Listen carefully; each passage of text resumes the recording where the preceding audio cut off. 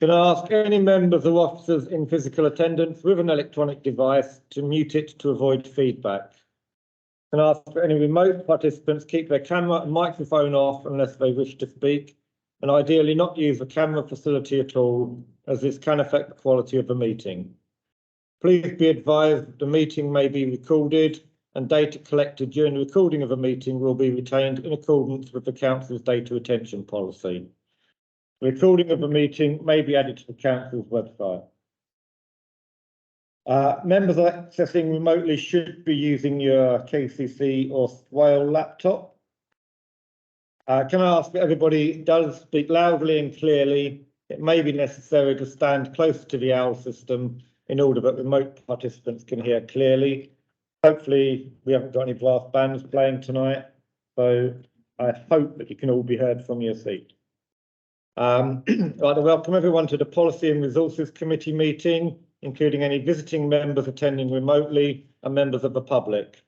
I'd like to advise that the following staff are in attendance: the Chief Executive, Larissa Reid, the Director of Resources, Lisa Fillery, the Head of Finance and Procurement, Claire Stanbury, the Information and Business Improvement Manager, Tony Potter,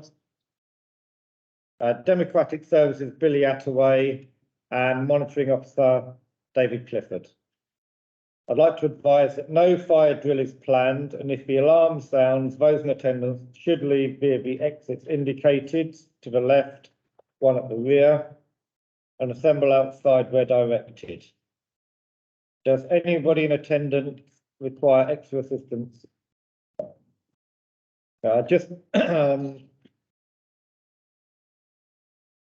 Just like to remind members to speak through the chair and not to try and engage officers in direct conversation. Members of staff will not normally engage in direct conversation, so please don't put them in a position where they feel uncomfortable. Agenda item 2. Apologies for absence. Thank you, Chair. I have apologies for absence from Councillor Alan Horton, who's substituted by Councillor Ken Ingleton, Councillor Lloyd Bowen, who's substituted for Councillor James Hunt, and Councillor Bill Tatton. Do we have any other apologies?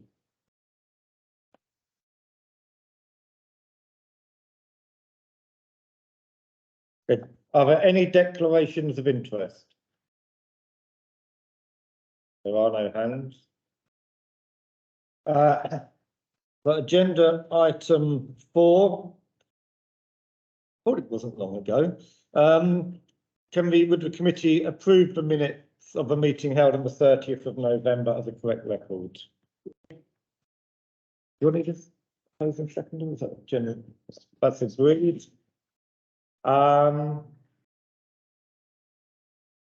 The following item is a Part A report for recommendation to full council. Item 5 is the council tax support scheme. I think Lisa, Zoe is going to introduce this one.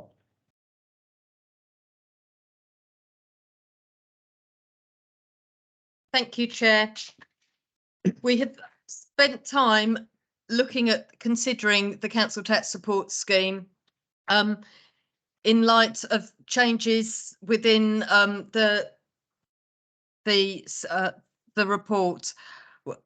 We have decided as a council to consider a banded scheme, and so we went out to consultation on this.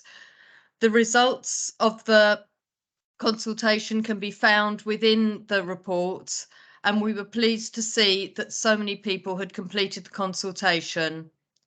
The purpose of moving to a banded scheme is so that income is taken in a different way. We will be taking it within bands, and this will mean less changes are taken with people's income. The proposals are all laid out within the report, and I would ask you to consider it. Okay, thank you, Zoe. Any questions? a recommendation is found on page 5. Right, no questions, so I'll move the recommendation. Can I have a seconder? Councillor Bonney. Those in favour, please indicate. And that's unanimous. Okay, lovely, thank you. Agenda item 6 is the council tax reduction scheme 2023. I think I've got to announce something. So let's just done that. Item 6, this is also a Part A report. I thought there was something missing. Yeah, this is a Part B report for decision by the Policy and Resources Committee. So item 6 is a 34-hour working week. And can I ask Lisa to introduce this one? Thank you. Thank you. So this report is brought to you in conjunction with the draft budget that came to the last, which means the working week from 37 to 34 hours in lieu of a pay rise. So in order for us to be able to deliver the proposal, if it is agreed as part of the budget proposals in February, then the staff consultation needs to run concurrently with that process. So this report is asking Commission to start the formal staff consultation alongside the budget consultation, the budget work, not predetermining either way either of those reports, but to facilitate a timely introduction if and when that assumption is agreed. Okay, thank you, Lisa. Any questions? I didn't see who was first, so I'm going to go with Councillor Whiting. Yes, thank you, Chairman. And thanks to Lisa and the team for the report. Where does this sit with any consultations that might take place with the unions in respect of this? So Mr. Chairman. Lisa, can you answer that one? so no, no. You can. So the unions are supportive of us going out of consultation on this element. The normal pay negotiations with the union will continue alongside the budget and the renewal for next year as it always does. So they all will be running concurrently. Okay. Councillor Hunt. Thanks. I've got no problem at all with consultation. I think it's right to go out and do it. And whilst we're not discussing actually what's within it and the details of the 34-hour week, I think it's just right to mention a couple of things there that I've picked up on there. 34-hour week, fine, if the staff wanted to do it, agree to it. But I think that maybe needs to be a bit more in there into the consultation. And it's, for me, there's things in there about finishing at 1:30 on a Friday, and that is a bit of a concern when I know on a Friday afternoon, using, for instance, bin collection, the amount of times I've had people come to me on a Friday and try and get hold of someone before they finish for the weekend. I think there is a bit of a concern if we're closing early on a Friday. That's something that does need a bit of consideration. But our main thing with it is that there's flexible working now at the moment. We're working in a completely different way. And I wonder if just officers would consider maybe including a little bit more detail in the consultation when speaking to staff, because asking someone to, if they want to work 34 hours, finishing at 1:30 on a Friday, is different to saying to someone, do you want to work 34 hours and be flexible through the week? For instance, we have meetings in the evenings.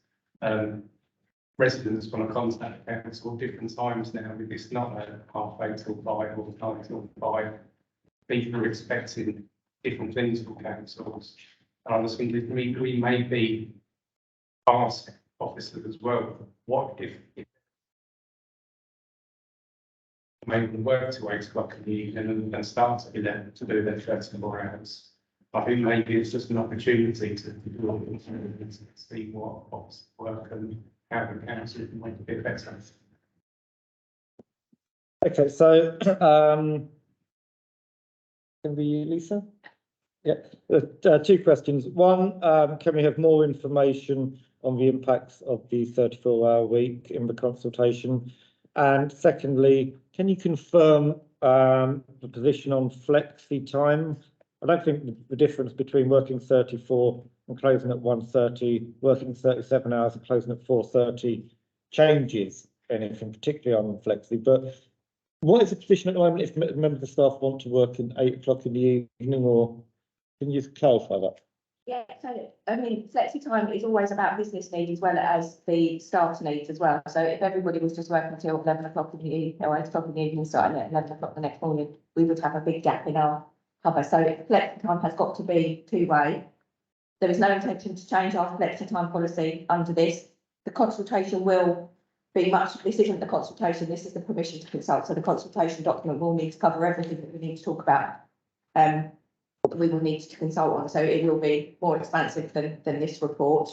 Part of the informal position that we're working through at the moment, heads of service are talking to the teams to try and understand how things can be done differently and how that would impact. One of the key points of this proposal is finishing at 1:30 on Friday, so that there is a clear window where you are not, where everybody is not working as far as possible. Now, we know this isn't going to be a one size fits all, but we're hoping it is a one size fits must if that is the position that is fits most, if that is the position that is actually agreed. So, and if we don't set a specific time for this, time slot for this, then it's not going to free up as much time as possibly we would hope. So that if everyone does things differently and still come back to a full inbox, it's just shifting things around. So it is to try and, as far as possible, make this a clear slot so that everybody is, as far as possible, is not working at the same time. But it is going to be business driven. So if there are specific services that have to work on a Friday afternoon, then we will have to do things differently for them. So for them, the 34 hours might be spread slightly differently. But the aim is to try and get a generic position for as many teams as possible that would be stopping at 1:30 on a Friday. But we are working with teams to identify the impact of the 34 hours, so they've got as much input as possible to try and deliver something that works.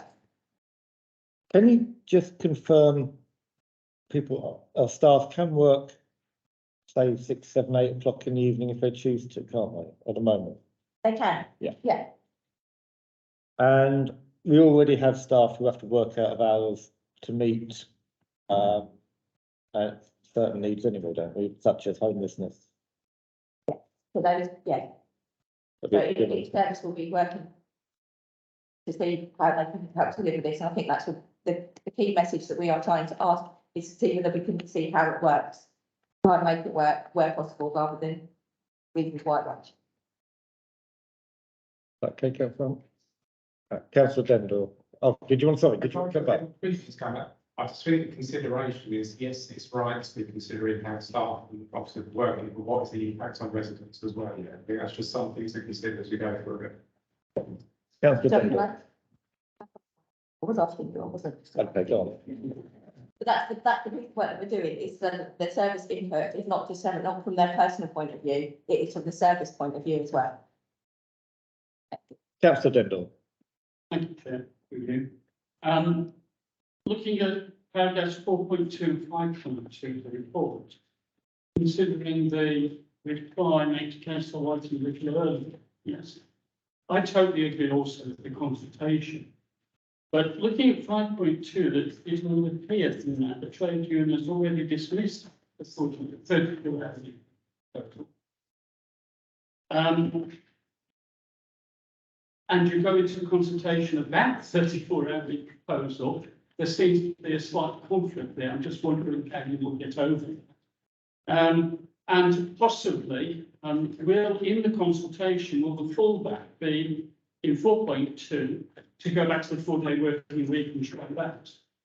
So they too will both sort of options within the consultation. Thank you, Chair. Larissa. The union haven't dismissed 34-hour week. When we initially discussed the 34-hour week with the unions, there wasn't a firm proposal, and we hadn't received the union's pay claim. So what Unison said was, we can't discuss this because we haven't put a pay claim in. It isn't a formal proposal. It can't be discussed. So therefore, what we're doing, and this is why Unison are in support of us going out to consultation, because that is the consultation, that is a firm proposal. We are sharing it obviously as within our policies with Unison first, and then with staff. So it wouldn't be right to say it had been dismissed. There was not a formal proposal. This is the formal proposal. We had very early conversations with Unison, but their view was because they hadn't submitted a pay claim, because we hadn't had a firm proposition, we had nothing, there was no discussion yet to have, no negotiation. Thank you for that. Councillor Whiting. Yes, thanks, Chairman, for allowing me to come back. And it is on that point, so it's sort of darting ahead of a pin really as to whether the unions, as what the report said, if they haven't accepted. What you're saying is they haven't dismissed it, and then it's like different share, which I understand. I mean, if I was an executive director of a company and you were my managing director, I'd be asking you, through the chair, of course, I'd be asking, are you confident that what's in these proposals that we're going out to consultation, the management can deliver? Because picking up Councillor Hunt's point, Chairman, this is not about the staff and about the managers and about the councillors. It's really about the services we provide as a body to the residents of Swale.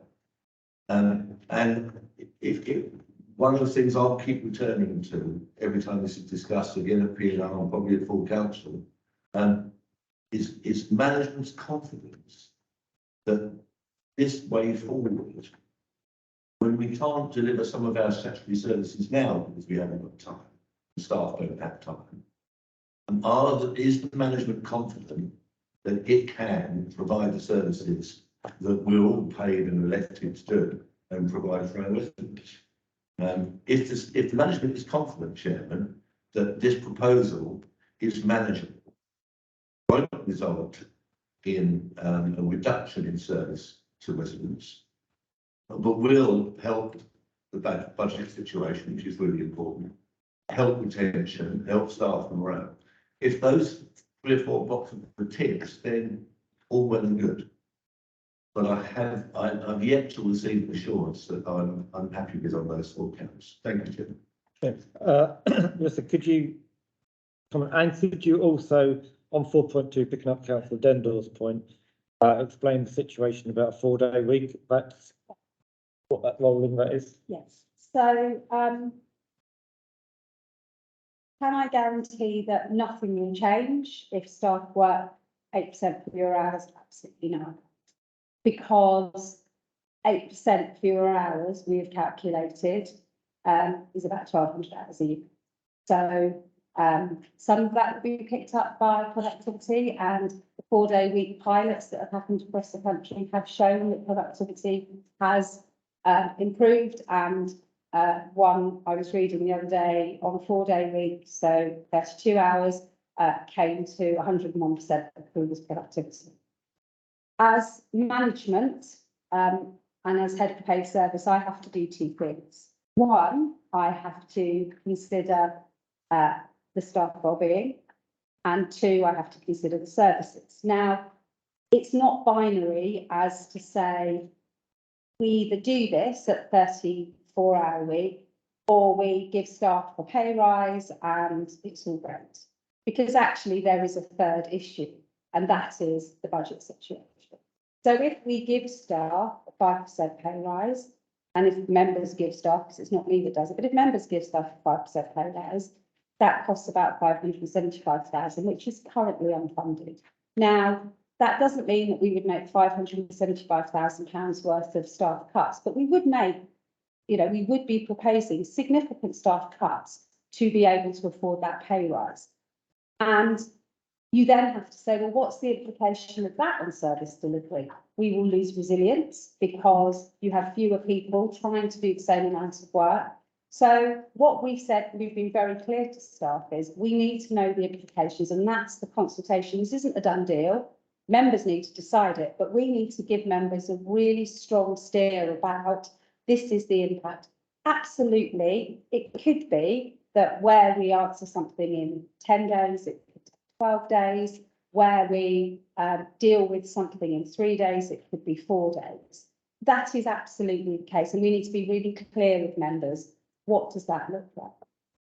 But I would go back to, I'm confident that we can deliver a good service on 34 hours throughout a mixture of increased productivity, increased staff morale, because although it's a change and people are hugely wary of changes, actually giving staff that work-life balance, which is something staff have said they desperately would like, enables us to keep the resilience of a number of, good number of staff providing the services.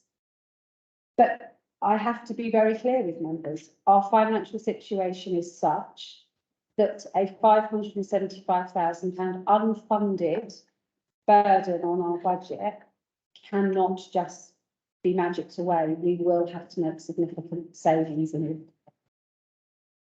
And the bit about the, sorry, 675, not 575.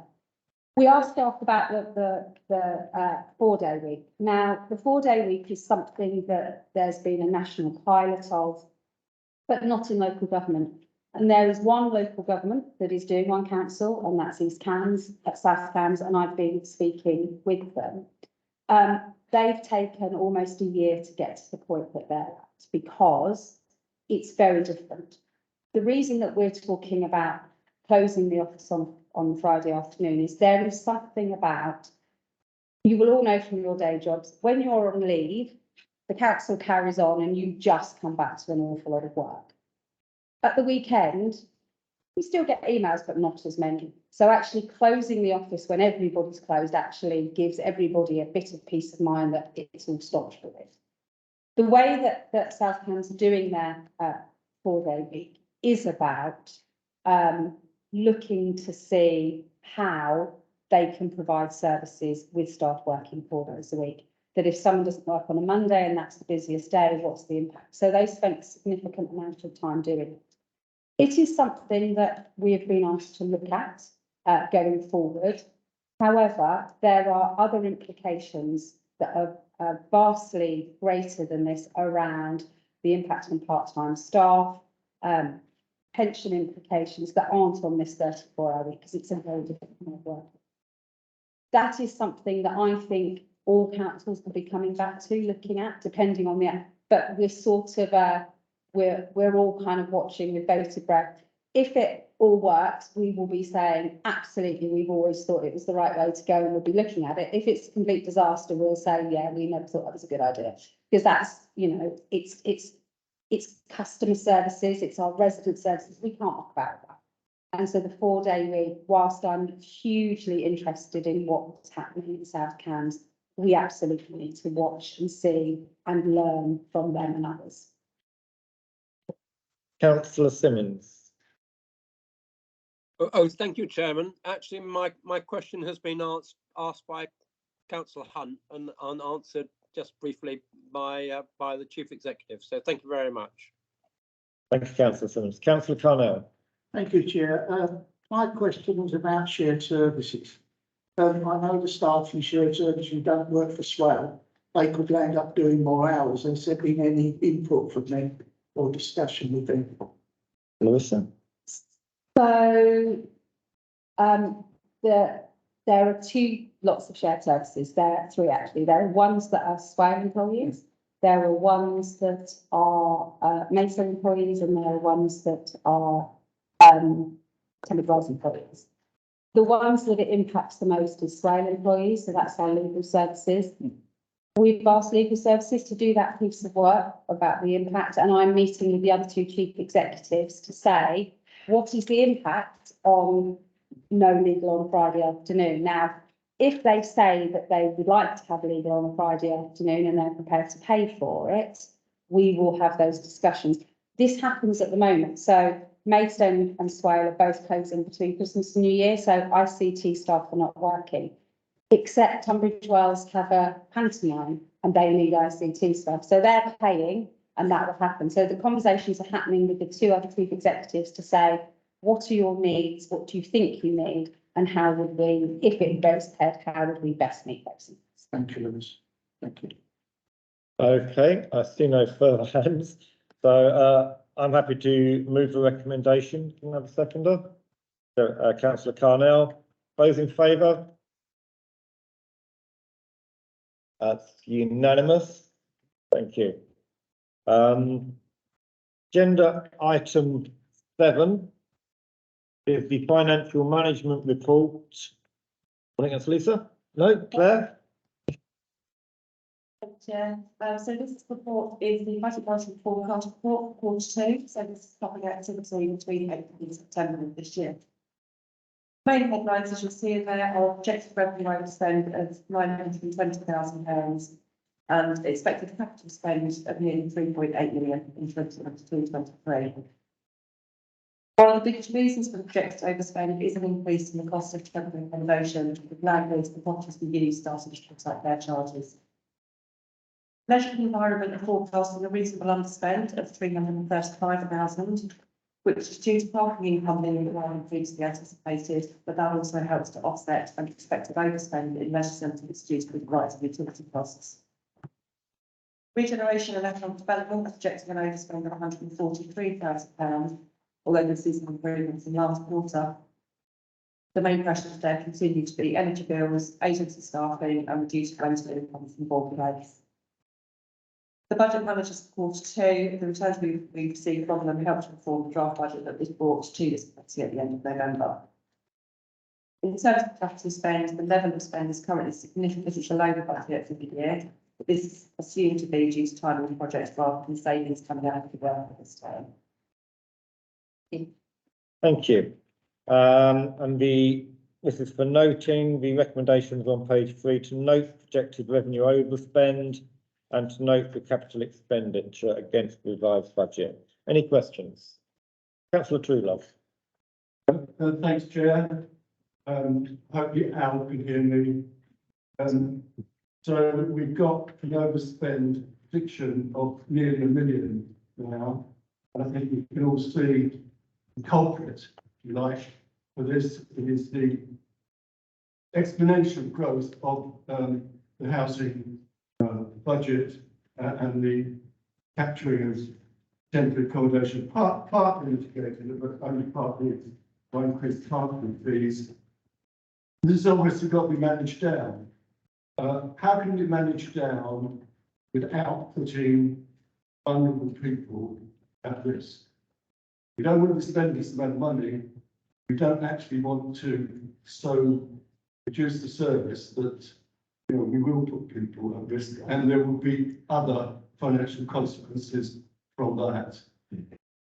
Okay, thanks, Councillor Truelove. I think we have Charlotte on the line. Charlotte Hudson can answer. Yes, thank you, Chair. We are doing quite a lot of work at the moment in terms of analysing our temporary accommodation, and that's the individuals in and looking at the service to see how we can become more efficient and maybe get people through the system more, and to see how we can obviously move them on to permanent accommodation more. One of the other elements that we are looking to bring a paper forward to initially the Housing and Health Committee, but then forward to Policy and Resources, is around us potentially purchasing our own temporary accommodation to bring sort of the unit costs of temporary accommodation down as well. So there is a range of initiatives that we are looking at across the service. The team are very, very focused on ensuring spend is appropriate and as cost effective as possible, and that is ongoing work that we will be looking at as we go forward. Councillor Truelove. Yeah, thanks very much for that answer. So one of the answers is pursue our own accommodation. What progress have we made with that, Charlotte? Charlotte?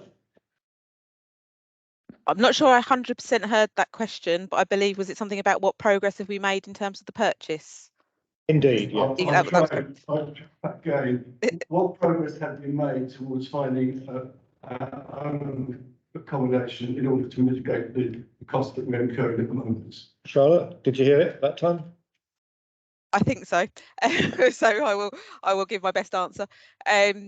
So at the moment, we've been doing a lot of analysis in terms of how we would operate managing our own temporary accommodation, because as we don't have our own housing stock, we need to put support and infrastructure to manage temporary accommodation and how we would do that. So we've done quite a lot of work and preparation in terms of the modelling. As I've said, the report will come forward into the next cycle of committees. If members want to pursue that, then we will be in a position to take that forward. Okay, thanks, Charlotte. Councillor Whiting. Thank you, Chairman. Picking up on what Councillor Truelove said, Chairman, if I may, and I think you make a very valid point about how we're going to bring these variances back, because actually what the report tells us is what the projected outcome is going to be. So this is the officer's best guess about, with everything else they're doing, what the end of year is going to look like. So I think the question really is, what more are the officers doing to bring some of these? It is clearly housing is the big one, but we've got others as well in region and economic development, for example, and in planning. So do these, am I right in thinking that the projected outcomes here are take into account the actions that officers are already suggesting, and then they're going to have to do more, bring these back into a zero? Thank you, Chair. Lisa? So yes, at the time this was written, which was at the end of September, these were the estimates from the heads of service. Some of the work that Charlotte's team are doing is having an impact. So hopefully by the next time we do the monitoring, we'll see what that impact has had in the year. So it should be bringing it down. Some of the other areas where we have not let, so the economic development, the Bourne Place, overspent at the moment is a non-recovery of rent because we haven't got the tenant in. That's not going to happen by the end of the year. So that forecast for that element of that service is going to remain as it is. But obviously across the board, everybody is working to try and reduce as much spend as possible. And at the moment, the forecast overspend is due to come from the reserves, which is also built into the medium-term financial strategy that came to this committee last. Thank you, Chair. Okay, so if no more questions, are we all happy to note like the two recommendations? I'll still need a proposal second. Proposed, Councillor Bonney, seconded. Councillor Gibson, those in favour? That is unanimous. Thank you. Agenda item 8 is. This is also, they're all Part B reports now, aren't they? Okay, so this is the performance monitoring. You'll notice that it's now half yearly rather than quarterly. So, Council, David Clifford. I believe Lisa was going to. Oh, Lisa, you're going on this one, are you? In my notebook for last time. Oh, yes. Not wasting it. So this report is the half-year update on the council's performance data. We have the year-to-date positions for our stats that are collected on a monthly and quarterly basis.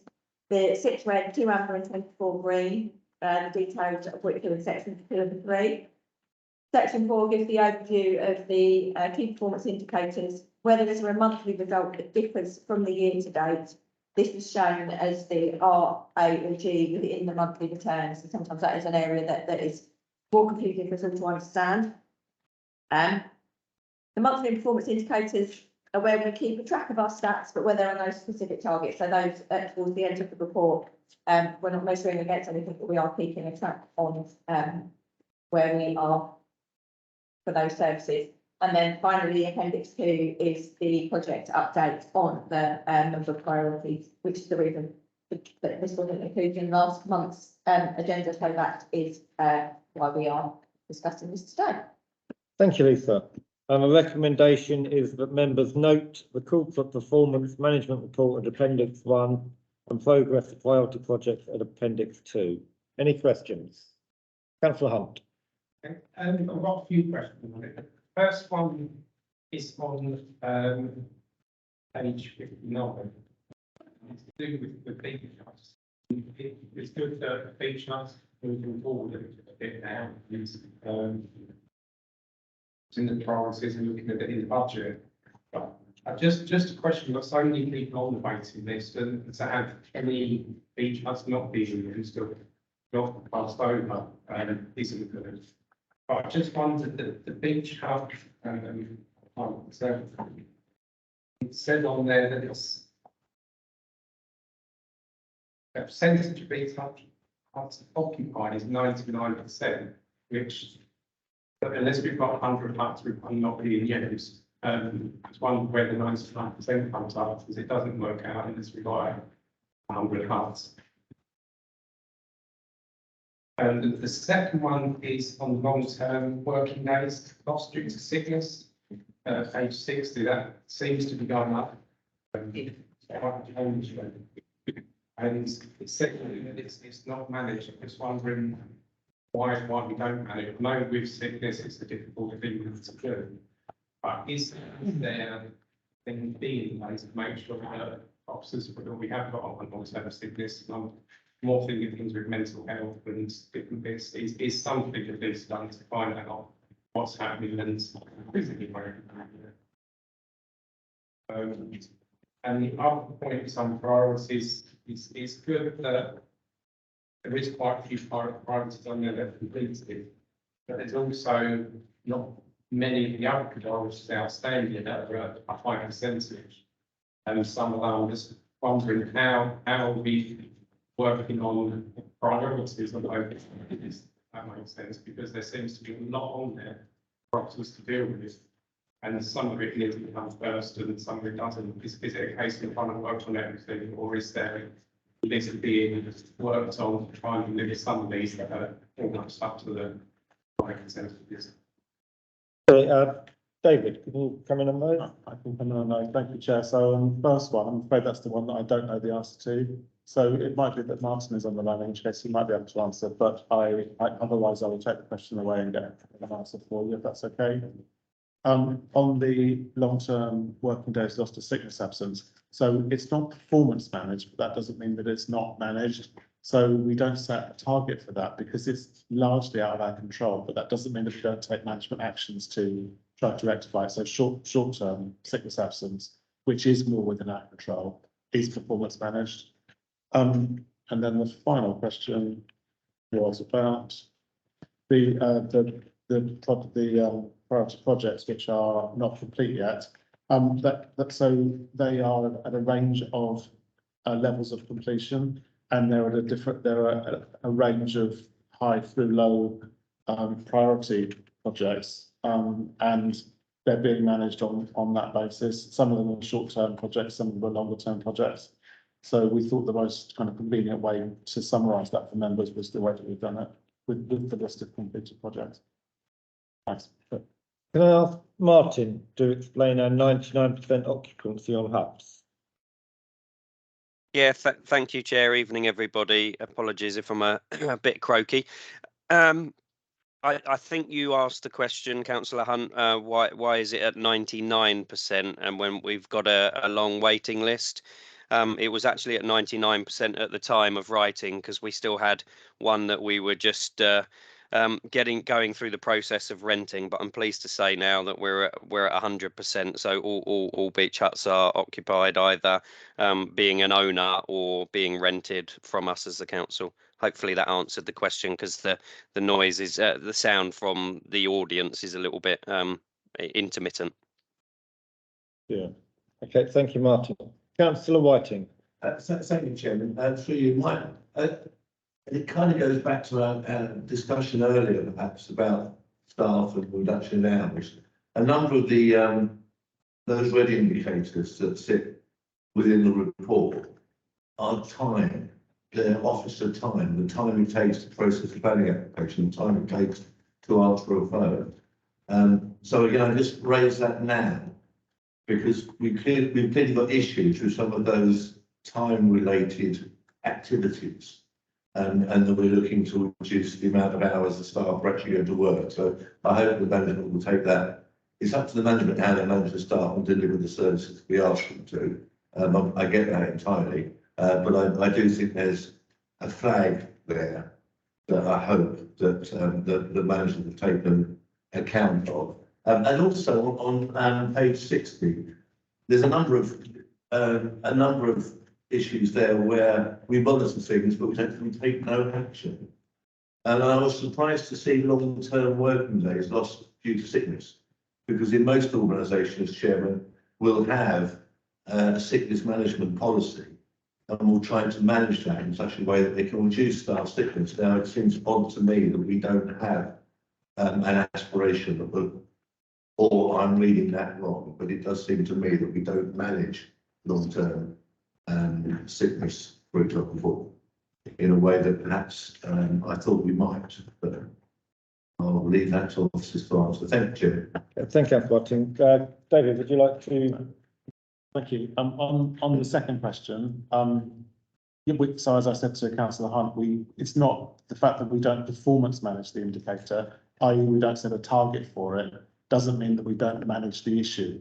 We don't performance manage it because it's largely outside of our control. And so whereas we do set a performance target for short-term sickness absence, because that's much more within our control, we don't for long-term, but that doesn't mean that we don't, we don't manage the problem. We do have a sickness absence policy, for example, and we do encourage managers to stick to that rigidly. And clearly, when it's about long-term, but long-term absence is always about meaningful, serious illness rather than things that can be more easily managed. On the other question about the timeliness related indicators, I think it's a really, really good point, and it's something that we have considered. As part of the discussions that heads of service are having with their teams about how they can accommodate the 34-hour week, changes to performance indicators is absolutely one of the conversations that will be being had, and we'll take that to members as and when we've got some proposals on that.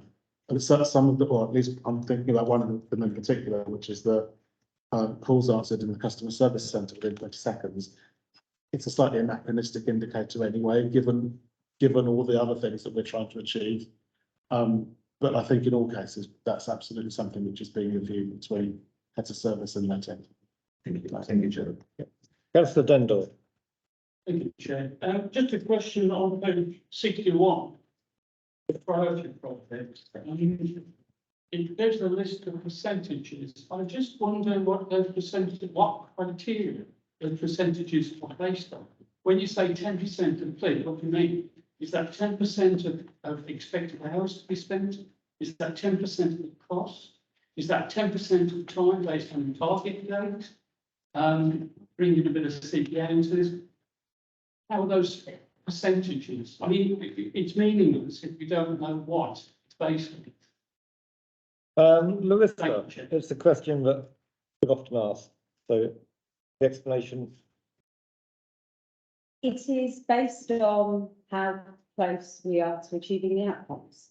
So in all of our work that we do, and when we meet to discuss these, we have milestones. So, for example, if it's a policy, to get a policy adopted, the first milestone is that we kind of sort out the policy, and then we might draft it, we might meet with people, we might talk, and then the 100% is that the policy has been adopted. So it's about outcomes, not about the amount of time somebody spends doing something, because some of these things are quite quick and some of them are very slow, but it's the outcomes that we can achieve. So we've had some where we've done as much as we can, but it's up to KCC to do the end bit. Well, the project's not 100% there, but our bit of it is we've done all we can and we're waiting for something. So it's based on the project plan of when we start the project and how much time we believe and what the milestones are, and then how close we are to meeting those milestones and the end of the project. I will come back. Yes, Councillor Dendall. Probably from a good path point of view. So if the slippage and the target date goes way out and 2 or 3 more steps are introduced into the project plan, I presume the percentage will go down. But you, Councillor Dendall, you are quite quiet, I'm afraid. Sorry. Could you project that a bit more? Yes, surely.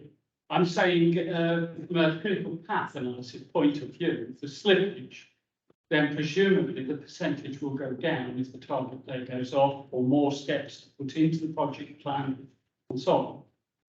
Larissa? So, yes, sometimes things happen that completely throw the whole project and something completely changes and then the project stops. these are not as rigid as, you know, it stays at 10%. If something changes or 50% and extra, we're doing things in a different way, then that will be reflected. The percentages are a guide really to say where we are, the work that goes on behind those, and when this was first discussed with me about bringing it here, somebody said, oh, that's a lot of extra work, and we said, no, it's not, because we're doing that work already. We, through the management structure, we do a lot of more in-depth work about where we are with each of the projects. So if we have to put in additional steps, we'll do that, but then we'll also explain why we're putting in the additional steps and what we do, and that could change it. But this is a snapshot of where we are. And there is an element of it that's subjective, because it is about delivering members' priorities, and we try and do as much as we can on the priorities. You'll look at them, they're not evenly spread amongst senior teams. So, Martin has quite a lot. And so it might be Martin's teams is slower because they're doing 3 or 4 projects, where somebody else is, it's a relatively quick win, and it just happens. Councillor Truelove. Thank you, Chair. Obviously, these percentage figures are a guide. I don't think they're meant to be an exact science. I think most of us understand that if one's at 10% and the other's at 90%, the one at 90% has progressed somewhat more than the one at 10%. But through you, Chair, can I ask Mr. Cassell, just a little bit on the playground improvement programme, which is said to be 70% progress. Could Mr. Cassell give me some idea about what is the 30% left to complete, and does it relate to the 4th year of the special projects funding that was allocated to playground improvement? Martin, did you catch that? Yeah, thank you, Chair, and thank you, Roger, loud and clear on that. So the 30% on this particular project is based upon the year. So we are 70% through delivery of the intended playground improvements for this year. As Larissa explained, some of that is more of an art rather than the science, because some projects are bigger than others, and others. So what's outstanding, we've got 2 playgrounds that we're currently working on improvements for, Colonel's Lane and Festival Fields, and we also have inserted another playground at New Road, Minster, due to the donation for, or the allocation from Sheppey Area Committee. So they are the outstanding pieces of work for this year. Is that okay, Councillor? No, just saying thanks. Thanks. Councillor Whiting. Thank you, Chair. It's picking up on some of that and some of the other reports that we've had. They are very high level here, and I get that entirely. I mean, there's one here to do with the mill project that's got 2 strands of work, and we're 50% through it, which means that one of those strands could be finished and the other one's not even started, or we're halfway through both. So I get that entirely. But I do think that with this, with the financial monitoring and the performance monitoring more generally, that these are things that would benefit from scrutiny by the service committees, and not just simply brought here at a high level. And I hope that more detailed reports, in the way that's been suggested by members, where we can spell out some of this thing in more detail, so that the members of those service committees can fully understand where these projects are. There seems to be an awful lot of priority projects. There's a few on page 62 that have been completed, but there's a lot of work going on. I understand that fully. But if these things are to be scrutinised properly, and the budgets for these projects and the departments scrutinised properly, it would be good if more detailed reports were able to go to the service committees for those areas of the business for which they have a responsibility. Thank you, Chair. It's also that to be taken up with the committee chairs, isn't it? If the committee chairs wanted to put forward. We have had a discussion at the constitutional working group about what reports go to each of the groups. The committees are strategic oversight, so yes, they can have strategic oversight of the things, but to go into in-depth, the working group didn't feel that that's why it came here, and that is why the decision was made. However, if it was changed, then, and if the chairs wanted specific issues on specific, reports on specific issues for scrutiny purposes, of course, then the chair should put it on the agenda and officers will provide those reports as requested.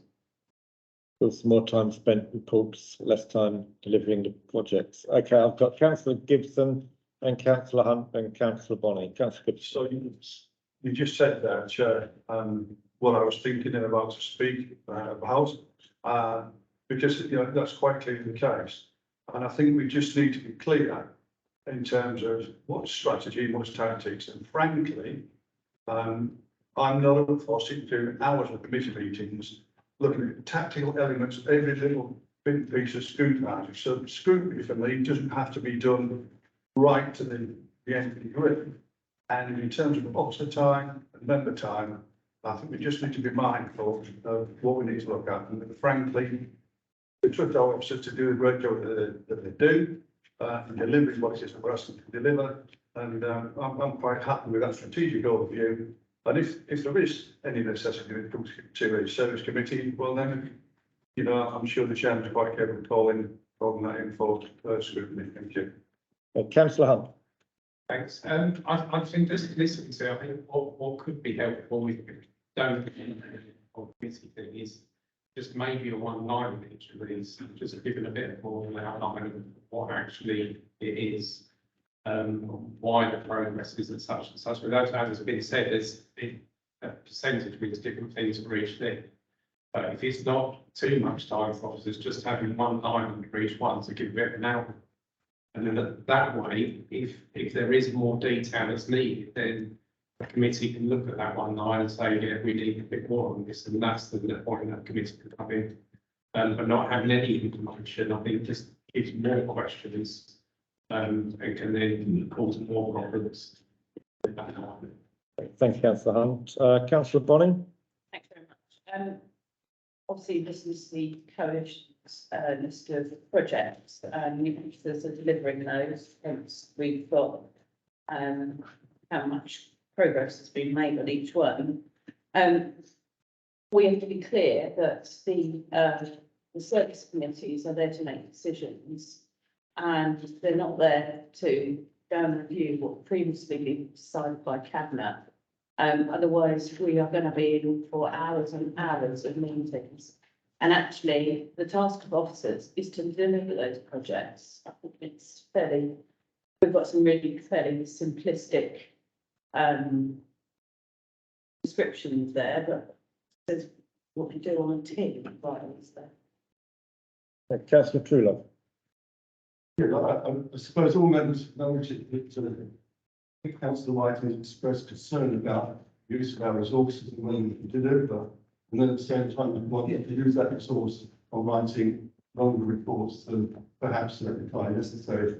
Having said that, on this report, towards the end of the cabinet and scrutiny system, members did express concern that these reports are too quantitative and without any qualitative assessment of the performance of the council. I don't necessarily know how you do that, but I mean, you could have housing officers who actually do a brilliant job resolving issues for very vulnerable people, but it's only for 5 people, and you can't somehow capture that in quantitative detail. So I think there was a request, and I think it might have been Councillor Dendio amongst others, that we actually review these reports to try to perhaps capture the performance of the council in more than just 70% this or 40% that. And I think there was a commitment to make that review, and this report looks exactly the same as it did a year ago, or it does to me. So can we do that? Can we actually consider, not that I want to exhaust our resources, But can you consider a better way of trying to capture the excellence of this council rather than continue pointing out that we're missing targets we can't achieve anyway because we haven't got the staff to do it? Larissa? Yes. Thank you. Councillor Dendor? Thank you, Chair.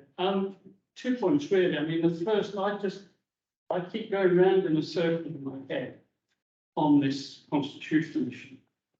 We were told when we went to the committee system and we were persuaded that there would not be a scrutiny committee. We were absolutely told that the individual committees would have the power to scrutinise. Now, I totally understand the load on resources, the load on time, and I've heard you say tonight that the chair possibly has the power to call in or to ask for an additional report.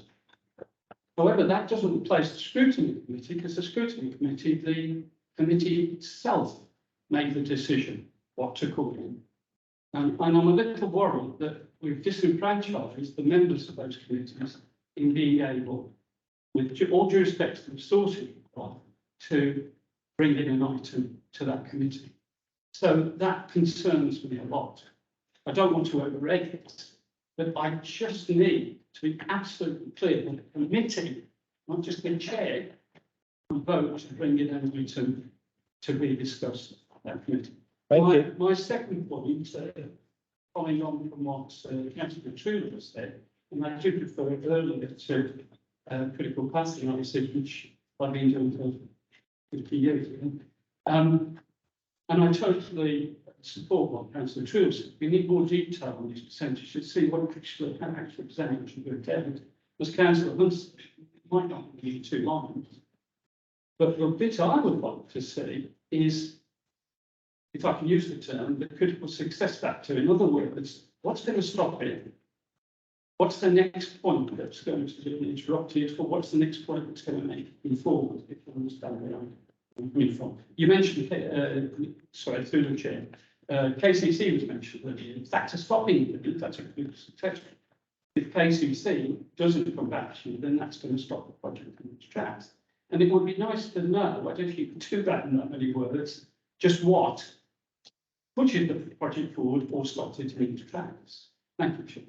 Yeah, I think I'm going to be both David and Larissa on this, but I think we have to bear in mind there is still a transition from the old cabinet system. These are mostly old cabinet priorities, which, would they be made today, would go through the committee system and be discussed. So these ones could have been called in for scrutiny 2 or 3 years ago. And they probably would have been looked at in that way. Now they would go through the committees and we would be in a different system. So perhaps, David, are you able to just put into some context this transition period?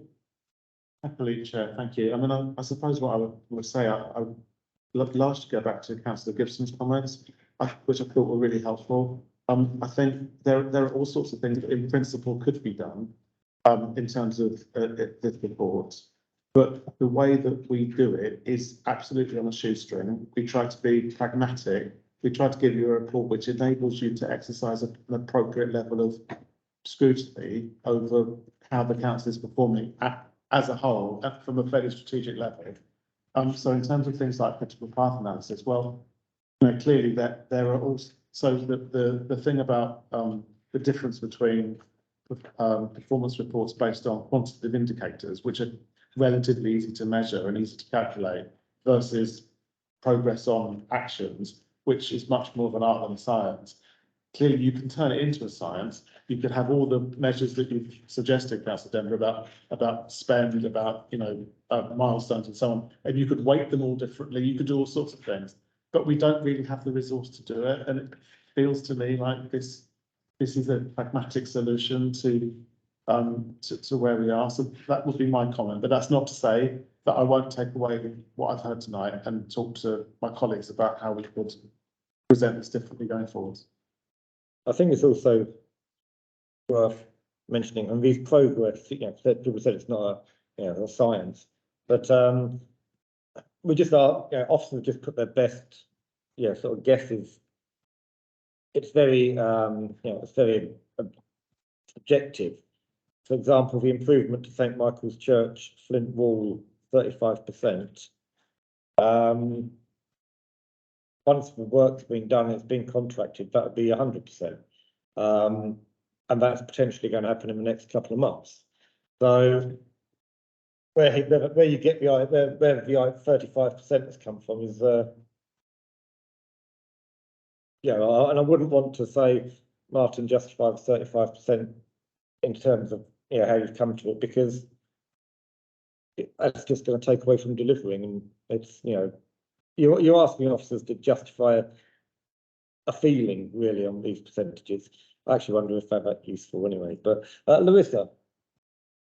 Part of your question that I'm struggling with is, yes, we said we wouldn't have a scrutiny committee, but we have a scrutiny function. Performance is part of this committee's role, so you're here to scrutinise. On the screen, I think we have just about every head of service here to answer any question that you might ask, to scrutinise. It's not with any other committee that another member, let's say in the property committee, a member of the environment committee, could think, actually, I'm really interested in that. I'd like to know. The scrutiny is done by the committee. This is the committee that does performance. So it is for this committee to scrutinise this performance report and the priorities and ask any question, which is why we've got significant resource up on the board. They are real people somewhere, but we've got that. What I'm struggling to understand is what you feel isn't. You said that when we went to the committee system, we told you that there would be scrutiny, and it was part of the committee's function to scrutinise. It is part of this committee's function to scrutinise the performance report. What part do you think we're not doing? I take the point, and if we go into a lot of detail in this, well, I mean, how many projects have we got? So we could be here for 2 nights, 3 nights, 4 nights. If I go into detail on every one, there are a number of members here that don't represent all the directorates in this group. So the people who are in the other committees who are not in this, they don't have that pen. Surely they can come through us. This is a heck of a lot to go through at that level in one committee every month for 6 weeks. So that's my first point. My second point, though, to scrutinise in this one, and I will ask a more detailed question in a minute to move the point, if you like. But I come back to Councillor Trevel's point. My point is I can't scrutinise this because there's not enough detail. There isn't enough detail on these projects on this particular list for me to be able to challenge or scrutinise. So it comes full circle back to this list. I mean, if I may, Chair, the one detail I was going to ask about, and I will now, wasn't going to, but Milton Creek Access Road in Carlisle. Here it says it's 90% complete. So on the financial report, it says nothing's been spent. Now that might just be a date. Which one was that? Sorry, sticking to Milton Creek Access Road in Carlisle, it says it's 90% complete. But on the financial report, and I can't find it at the moment, it's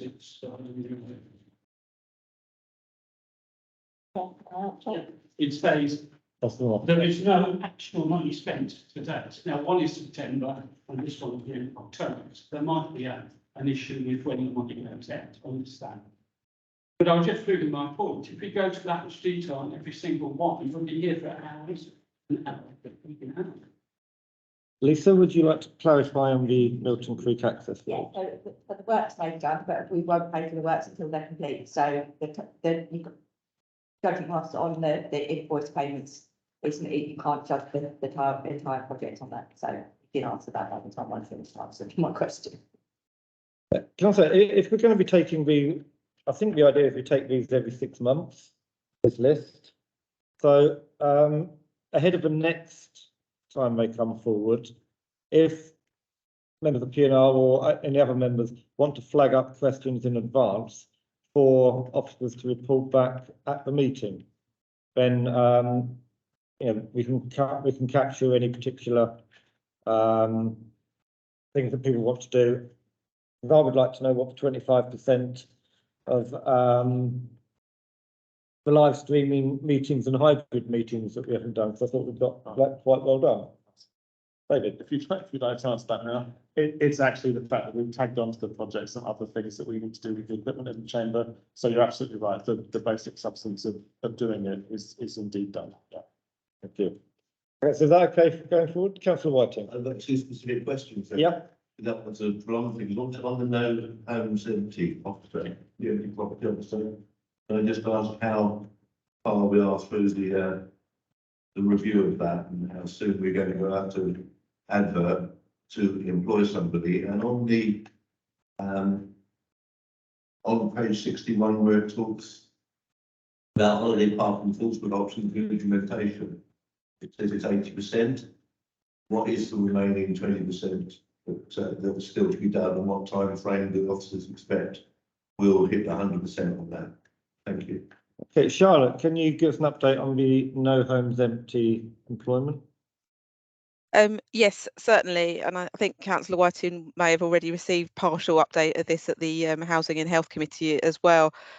We've done a couple of recruitment tries on the No Homes Use Empty post, and unfortunately we've been unsuccessful in that recruitment.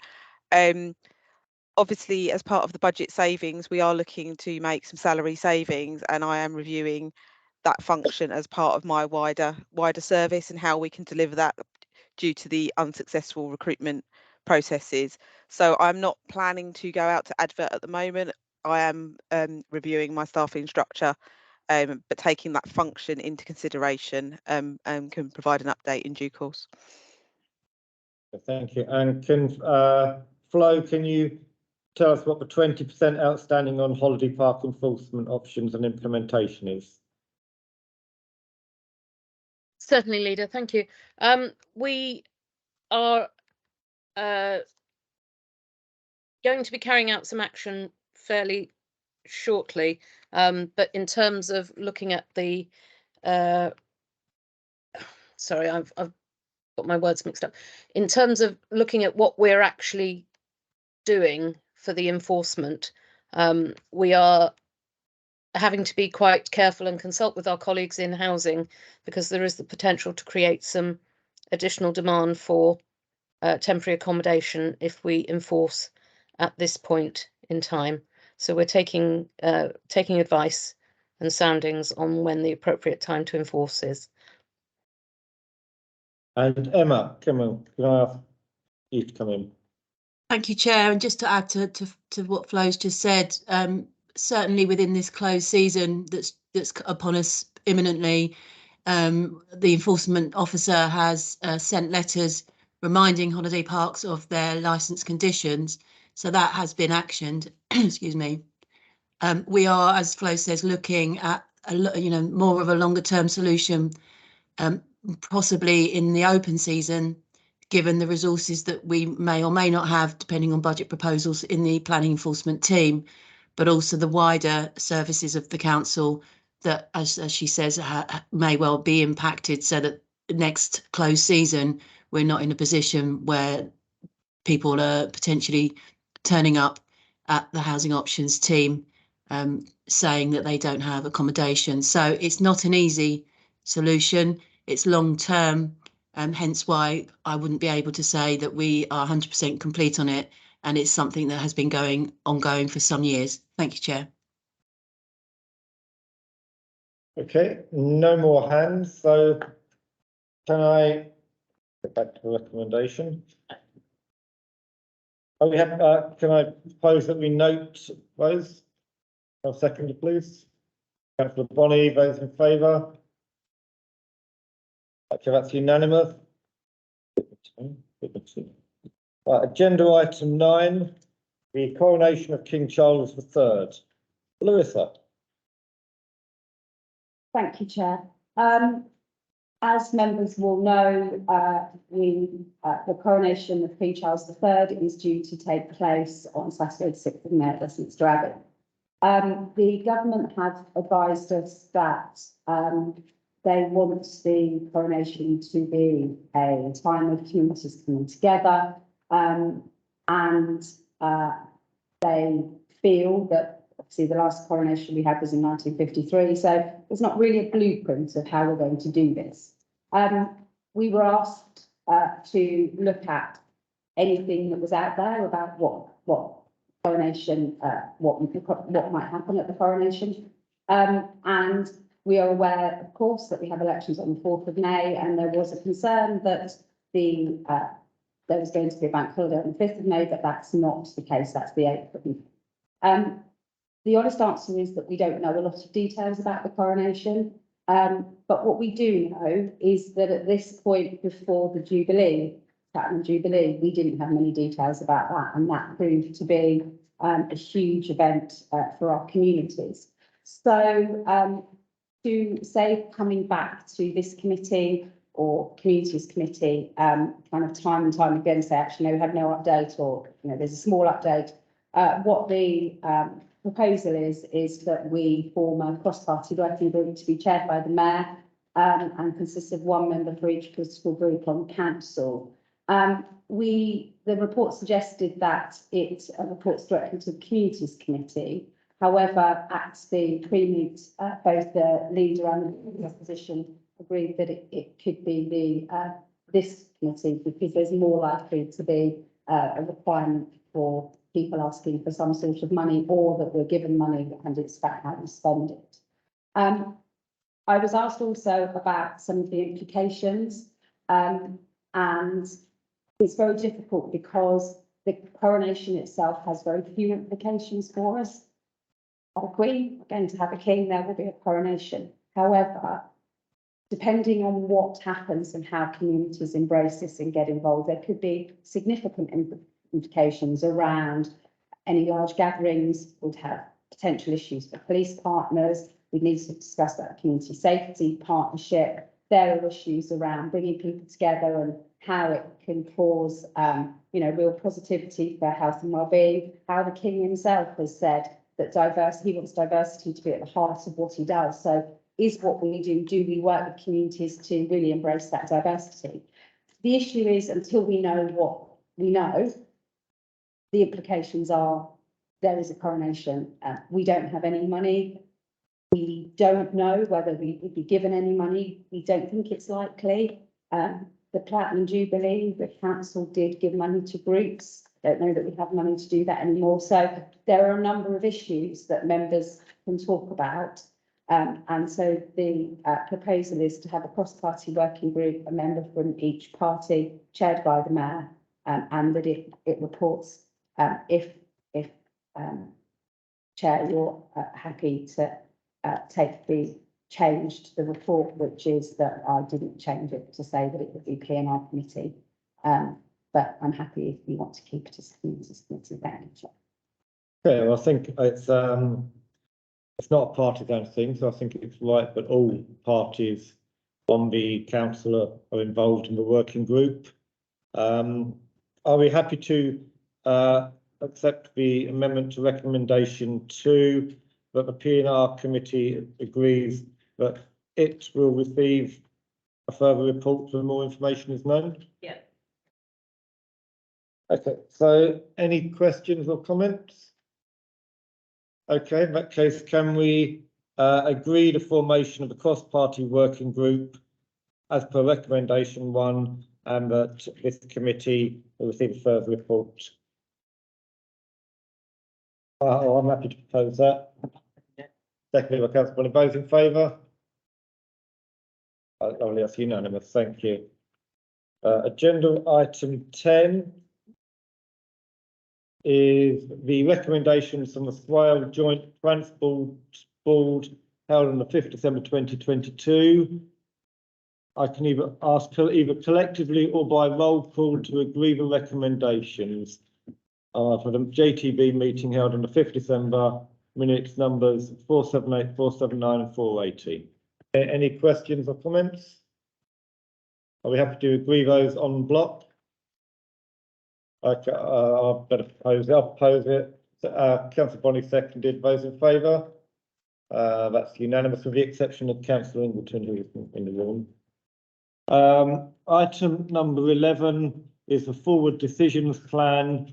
Do you have any questions on it? Excellent. In that case, can I ask that you all note it? Okay. I did that form of proposal. That's good. Okay, well, thank you all very much for a second PNR meeting in 2 weeks. And see you all early in the new year for the next one.